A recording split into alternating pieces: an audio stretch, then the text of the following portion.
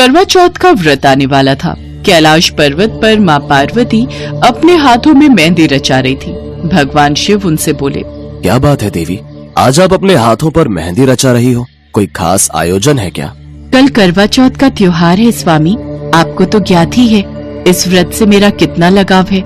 मैं भी प्रतिवर्ष इस व्रत के आने की आस लगाती हूँ ताकि मैं आपकी रक्षा की कामना हेतु और अपने प्रेम को और भी अटूट बनाने के लिए ये व्रत कर सकूं। देवी, आप तो मेरी शक्ति हैं। आपके और मेरे प्रेम का तो जन्मों जन्मों का संबंध है। आपकी भक्ति मेरे हृदय को छू जाती है। देवी, आपकी भक्ति प्रेरणादायक है जो पृथ्वी पर प्रत्येक सुहागिन स्त्री का अपने पति के लिए प्रेम और समर्पण का प्रतीक है। स्वामी, मैं चाहती हूँ इस बार मैं इस व्रत को पृथ्वी लोक पर करूँ। मेरी बहुत इच्छा है कि मैं भी मनुष्य रूप में सभी स्त्रियों के साथ इस व्रत की पूजा करूँ। जैसी आपकी इच्छा देवी पार्वती।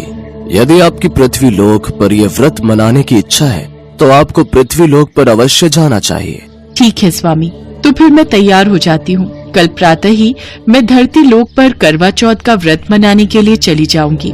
अगले दिन सुबह ही माँ पार्वती एक बहुत सुंदर स्त्री का रूप धारण कर लेती हैं और धरती लोक पर एक गांव में पहुंचती हैं। वहां पर करवा चौथ की बहुत चहल पहल थी। हर स्त्री ने 16 श्रृंगार किए हुए थे। सुंदर साड़ी, हाथों में कांच की चूड़ियां, गले में मंगलसूत्र, पैरों में बिछुए पायल और तरह तरह के श्रृंगार। सभी औरतें आपस में बातें कर रही थी। अरे बहन, चलो सब लोग मिलकर वहाँ घेरा बना लेते हैं, पूजा का समय हो रहा है। हाँ बहन, तुम भी पहुँचो, मैं अपनी बहू को लेकर आ रही हूँ। तभी एक औरत की नजर माँ पार्वती पर जाती है। अरे बहन, आओ ना, तुम भी हमारे साथ करवा चौथ की कथा सुनो, बस पूजा प्रारंभ ही होने वाली है। हाँ हाँ, मैं आपके साथ चलती हूँ। तुम तो बहुत सुंदर लग रही हो, पहली बार देखा है, इस गांव में किसी की बहू हो क्या? माँ पार्वती अभी कुछ कहती इससे पहले एक औरत ने आवाज लगा ली। अरे बहन, जल्दी आओ, पूजा का समय निकला जा रहा है, हम सब बैठ गए हैं। चलो चलो, बाद में बात करते हैं, अभी सब पूजा के लिए बुला रहे हैं। कितना आनंद आ रहा है इन सब के साथ करवा चौथ का व्रत मनाने में। अद्भुत, सब कितने अच्छे स्वभाव की हैं। इन सब के बीच मैं भी पूजा के लिए बैठ जाती हूँ। माँ पार्वती सबके साथ पूजा के लिए बैठ जाती हैं। सब मिलकर करवा चौथ की व्रत कथा और पूजन आरती करती हैं। सचमुच माँ पार्वती के आशीर्वाद से व्रत और पूजन बहुत अच्छे से हो गया। हे गौरी माता, हम सबके सुहाग की रक्षा करना। जय करवा माता की, जय गौरी मैया की। सब औरतें पूजा आरती करके घर जाने लगी, पर माँ पार्वती जैसे ही कैलाश के लिए लौटने लगी, अचानक उसी स्त्री ने उन्हें पुकारा। अरे सुनो बहन, तुम्हारा जल का कलश यहीं रह गया। अरे मैं भूल गई, मैं अभी उठा लेती हूँ। हमारी बात बीच में अधूरी रह गई। तुम्हें इस गांव में पहली बार देख रही हूँ, तुम्हारा घर कहाँ है? मैं इस गांव में नई नई आई हूँ, कुछ दिन पहले ही यहाँ रहना शुरू किया है। मेरे पति जरूरी काम से शहर गए हुए हैं, कुछ दिन बाद लौटेंगे। मैं उन्हीं के लिए ये व्रत कर रही हूँ।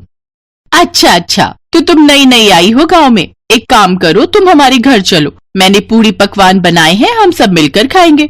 बस कुछ ही देर में चंद्रमा भी निकलने वाला है, घर पर तो तुम अकेले उदास हो जाओगी। ठीक है, चलो मेरे घर चलो।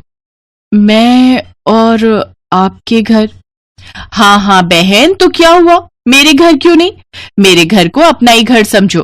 त्योहार पर अकेले के लिए तुम क्या ही भोजन बनाओगी? मैंने तो बहुत कुछ बनाया हुआ है, मिलकर खाएंगे, अच्छा लगेगा। तुम्हारे पति भी शहर में है, वैसे कब आएंगे? दिवाली से पहले आ जाएंगे। उस औरत के इतने अच्छे स्वभाव को देखकर माँ पार्वती से रहा नहीं गया। वो उसके साथ उसके घर चली गई, पर माँ पार्वती को तो भगवान शिव की पूजा करनी थी, उनसे आशीर्वाद लेना था। सब चंद्रमा निकलने का इंतजार कर रहे थे।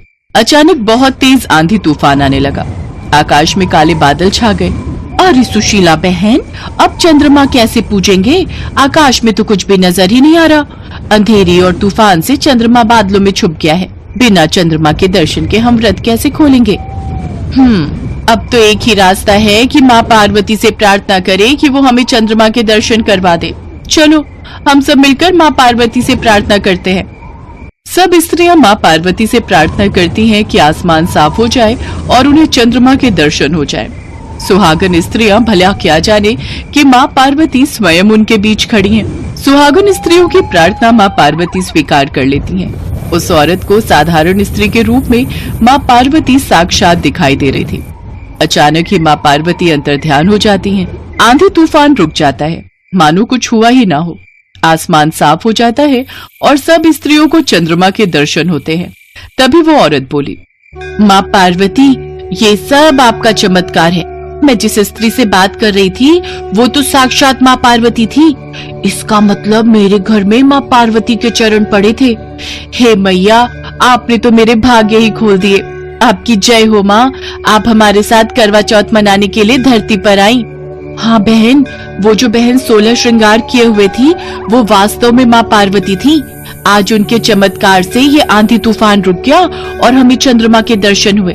चलो हम सब मिलकर माँ पार्वती को धन्यवाद कहते हैं। ये तो हम सबका सौभाग्य है कि माँ पार्वती ने हम सबके साथ मिलकर करवा चौथ का व्रत और पूजन किया।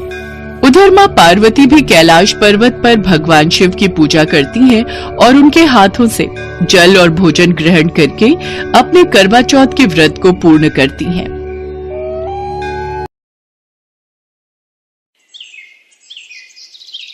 भारत देश त्योहारों का देश है। यहाँ भिन्न भिन्न प्रकार के उत्सव मनाए जाते हैं जिनकी अपनी ही प्रथा और अपनी ही संस्कृति है। त्योहार मनुष्य के जीवन की उदासी में खुशियों के रंग भर देते हैं और नारी तो जहाँ भी अपने चरण रख दे वहाँ हरियाली ही हरियाली हो जाती है। ऐसा ही हरियाली बिखेरता महिलाओं का उत्सव है हरियाली तीज। हरियाली तीज सावन का प्रमुख त्योहार है जो श्रावण मास के शुक्ल पक्ष की तृतीया तिथि को मनाया जाता है। इस दिन सुहागिन महिलाएं पति की लंबी उम्र के लिए निर्जला व्रत रखती हैं, तो वहीं कुंवारी लड़कियां मनोवांछित वर की प्राप्ति के लिए वर रखती हैं। मान्यता है कि हरियाली तीज के दिन भगवान शिव ने देवी पार्वती को पत्नी के रूप में स्वीकार करने का वरदान दिया था। इसी दिन को हरियाली तीज के रूप में मनाया जाता है। इस दिन स्त्रियां माता पार्वती और भगवान शिव जी की पूजा करती हैं। हरियाली तीज और व्रत से जुड़ी एक पौराणिक कथा के अनुसार माता पार्वती ने पर्वतराज हिमालय के घर जन्म लिया। माता पार्वती ने भगवान शिव को पति रूप में पाने के लिए गंगा के तट पर 12 वर्षों तक बिना किसी मौसम की परवाह किए घोर तप किया था। एक दिन देवी पार्वती की तपस्या को देखकर नारद जी महाराज हिमालय के महल में पधारे। नारायण नारायण। प्रणाम देवर्षि नारद, आपका स्वागत है। कहिए, मैं आपकी क्या सेवा कर सकता हूँ? गिरिराज, मैं भगवान विष्णु के भेजने पर यहाँ उपस्थित हुआ हूँ। आपकी कन्या पार्वती ने बड़ा कठोर तप किया है। इससे प्रसन्न होकर वे आपकी सुपुत्री से विवाह करना चाहते हैं। इस संदर्भ में मैं आपकी राय जानना चाहता हूँ। देवर्षि नारद, आपने तो ये प्रस्ताव सुनाकर मेरी समस्त चिंताएं ही दूर कर दी। यदि स्वयं विष्णु मेरी कन्या का वरण करना चाहते हैं तो भला मुझे क्या आपत्ति हो सकती है? वे तो साक्षात ब्रह्म हैं। हे महर्षि, ये तो हर पिता की इच्छा होती है कि उसकी सुपुत्री सब सुखों को प्राप्त करे। पिता की सार्थकता इसी में है कि पति के घर जाकर उसकी पुत्री पिता के घर से अधिक सुखी रहे। पर्वतराज हिमालय की स्वीकृति पाकर नारद जी विष्णु जी के पास गए और उनसे विवाह के निश्चित होने का समाचार सुनाया। मगर इस विवाह संबंध की बात जब पार्वती के कानों में पड़ी तो उनके दुख का ठिकाना न रहा। क्या हुआ पार्वती? विष्णु भगवान से विवाह के बारे में सुनकर तुम दुखी क्यों हो गई? सखी, मैंने सच्चे हृदय से भगवान भोलेनाथ का वरण किया है, किंतु मेरे पिता ने मेरा विवाह विष्णु जी से निश्चित कर दिया। मैं विचित्र धर्म संकट में हूँ। अब क्या करूँ? प्राण छोड़ देने के अतिरिक्त अब कोई भी उपाय शेष नहीं बचा है। नहीं पार्वती, ऐसी अशुभ बातें मुख से नहीं निकालते। संकट के समय हमें धैर्य से काम लेना चाहिए। नारी के जीवन की सार्थकता इसी में है कि पति रूप में हृदय से जिसे एक बार स्वीकार कर लिया, जीवन पर्यंत उसी से निर्वाह करे। सच्ची आस्था और एक निष्ठा के समक्ष तो ईश्वर को भी समर्पण करना पड़ता है। मैं तुम्हें घनघोर जंगल में ले चलती हूँ, जो साधना स्थली भी हो और जहाँ तुम्हारे पिता तुम्हें खोज भी न पाए। वहाँ तुम साधना में लीन हो जाना। मुझे विश्वास है कि ईश्वर अवश्य ही तुम्हारी सहायता करेंगे। अपनी सखी की बात सुनकर देवी पार्वती ने ऐसा ही किया। अपनी पुत्री को घर पर न पाकर पर्वतराज हिमालय बहुत चिंतित हो गए। मेरी पुत्री न जाने कहाँ चली गई है। मैं विष्णु जी से उसका विवाह करने का प्रण कर चुका हूँ। यदि भगवान विष्णु बारात लेकर आ गए और कन्या घर पर न हुई तो बड़ा अपमान होगा। मैं तो कहीं मुंह दिखाने के योग्य भी नहीं रहूंगा। मुझे पार्वती को खोजना ही होगा। पर्वतराज हिमालय ने पार्वती की खोज करनी शुरू कर दी। इधर पार्वती अपनी सखी के साथ नदी के तट पर एक गुफा में भगवान शिव की आराधना में लीन थी। भाद्रपद शुक्ल तृतीया को हस्त नक्षत्र था। उस दिन माता पार्वती ने रेत के शिवलिंग का निर्माण करके व्रत किया। रात भर वो भगवान शिव की स्तुति करती रही। ओम नमः शिवाय, ओम नमः शिवाय, ओम नमः शिवाय। देवी पार्वती की घोर तपस्या के प्रभाव से भगवान शिव का आसन डोलने लगा। उनकी समाधि टूट गई और वो देवी पार्वती के समक्ष प्रकट हुए। देवी पार्वती, मैं तुम्हारी तपस्या से प्रसन्न हूँ। तुम जो चाहो वर मांगो। प्रभु, मैं हृदय से आपको पति के रूप में वरण कर चुकी हूँ। यदि आप सचमुच मेरी तपस्या से प्रसन्न होकर यहाँ पधारे हैं तो मुझे अपनी अर्धांगिनी के रूप में स्वीकार कर लीजिए। देवी पार्वती, क्या तुम मेरे साथ खुश रह पाओगी? मैंने बचपन से ही आपको अपना पति मान लिया था। मैं जानती हूँ आपको पति रूप में पाकर, आपकी अर्धांगिनी बनकर मुझे सर्व सुखों की और सौभाग्य की प्राप्ति होगी। कृपया करके मुझे अपनी पत्नी के रूप में स्वीकार कर लीजिए प्रभु। देवी पार्वती के प्रेम, विश्वास और तपस्या की जीत होती है और भगवान शिव उन्हें मनोवांछित वर देकर अंतर्ध्यान हो जाते हैं। उसी समय अपने दरबारियों सहित गिरिराज हिमालय देवी पार्वती को खोजते खोजते वहां आ पहुंचते हैं। पुत्री, तुम्हारी ऐसी कठोर तपस्या का क्या कारण है? तुम्हारी ऐसी दशा को देखकर मुझे अत्यधिक दुख और पीड़ा हो रही है। चलो पुत्री, महल वापस चलो। मुझसे तुम्हारी ये दशा देखी नहीं जा रही। पिताश्री, मैंने अपने जीवन का अधिकांश समय कठोर तपस्या में बिताया है। मेरी इस तपस्या का उद्देश्य केवल यही था कि मैं महादेव को पति के रूप में पाना चाहती थी। आज मैं अपनी तपस्या की कसौटी पर खरी उतर चुकी हूँ। आप क्योंकि विष्णु जी से मेरा विवाह करने का निर्णय ले चुके थे, इसलिए मैं अपने आराध्य की खोज में घर छोड़कर चली आई। अब मैं आपके साथ इसी शर्त पर महल वापस जाऊंगी कि आप मेरा विवाह विष्णु जी से न करके महादेव से करेंगे। देवी पार्वती के दृढ़ निश्चय को देखकर पर्वतराज हिमालय मान गए और देवी पार्वती को घर ले गए। कुछ समय के पश्चात समस्त विधि विधान से भगवान भोलेनाथ और देवी पार्वती का विवाह संपूर्ण हुआ। भाद्रपद की शुक्ल तृतीया को देवी पार्वती ने महादेव की आराधना करके जो व्रत किया था, उसी के फलस्वरूप उनका विवाह हो सका।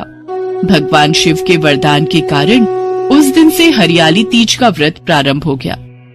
कहा जाता है कि जो कोई सुहागन स्त्रियां और कुंवारी कन्याएं इस व्रत को करती हैं, भगवान भोलेनाथ और माता पार्वती उन्हें मनोवांछित फल देते हैं। इसलिए सौभाग्य की इच्छा करने वाली प्रत्येक युवती को हरियाली तीज व्रत पूरी निष्ठा तथा आस्था से करना चाहिए। हरियाली तीज के त्योहार का मजा ही कुछ अलग है। ये त्योहार खुशियों का प्रतीक है। हरियाली तीज में हरी चूड़ियां, हरे वस्त्र पहनने, 16 श्रृंगार करने और मेहंदी रचाने का विशेष महत्व है। इस त्योहार पर विवाह के पश्चात पहला सावन आने पर नव विवाहित लड़कियों को ससुराल से पीहर बुला लिया जाता है। शास्त्रों के अनुसार भगवान शिव और देवी पार्वती ने इस तिथि को सुहागन स्त्रियों के लिए सौभाग्य का दिन होने का वरदान दिया है।